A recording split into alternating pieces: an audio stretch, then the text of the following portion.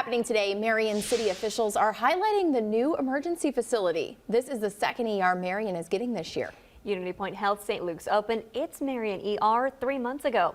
Mercy Medical Center is opening its new emergency room in Marion in a couple weeks. KCRG TV9's Connor Woodruff joins us now live from the new facility. Connor, what makes this center different? Yeah, Jackie. Well, firstly, we got a special tour of the facility with its medical director, Dr. Ocken, just yesterday morning. He tells me they're expected to see up to 100 patients every day at this new location. Now, here's a closer look at what we saw inside. For Mercy Medical Center, patient comfort is a top priority. That's why they've installed so many windows and have the lobby so spread out. That extends to the working areas too, where soundproof walls can help make the emergency room seem more calm. The new location also allows them to help more people in general. I think patients want healthcare closer to their homes, and when you do have an emergent medical condition, you don't want to be driving long distance. And we can also serve areas that are outlying communities as well, like Anamosa, Central City, Mount Vernon. And this is the second emergency room to come to Marion this year. The community has long gone without any kind of emergency department, meaning people would have to drive around 7 miles to get to Cedar Rapids.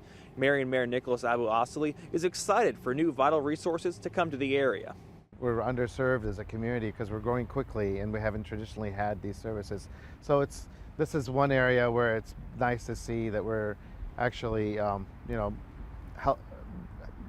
we're able to better serve our community with the emergency medical services. Now, there is going to be a private ribbon cutting celebrating the construction being completed this morning, but there will be an open house tomorrow that the community is invited to get a special look inside. Now, the location officially opens on December 2nd. Live in Marion, Connor Woodruff, KCRG TV9 News. Happening today, President Joe Biden will make one of his last diplomatic stops of his term. Biden is in Peru today for the Asia-Pacific Economic Cooperation Summit. Even with being on the way out, he is still meeting with world leaders. He will meet with the Japanese Prime Minister and the South Korean President today. On Sunday comes his biggest meeting of the conference with Chinese President Xi Jinping.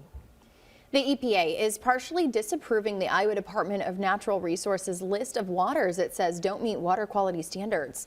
Every 2 years, the state is required to make an impaired waters list, but the EPA is saying the Iowa DNR did not include 7 segments that are failing water quality standards in its list. The 7 segments include parts of the Cedar, Des Moines, and Iowa rivers. The EPA said those segments need to be on the list because of their levels of nitrate and nitrite. We need good data.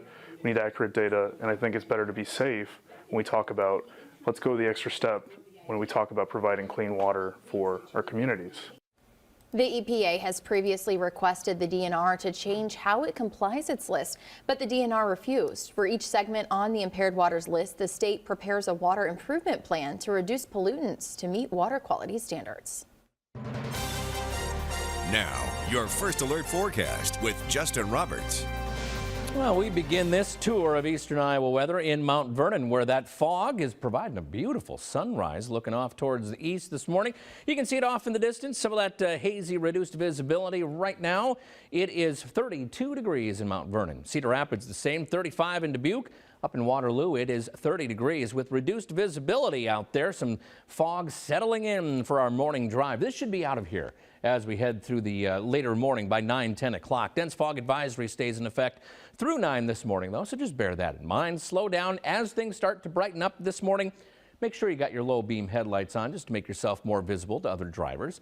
33 in Fayette, 36 says Decorah. Mid-30s in Dubuque right now, 33 Maquoketa, and down in Washington it's 34 degrees. Our winds are calm today, 5 to 10 miles an hour, maybe up to 15 as we head through the afternoon.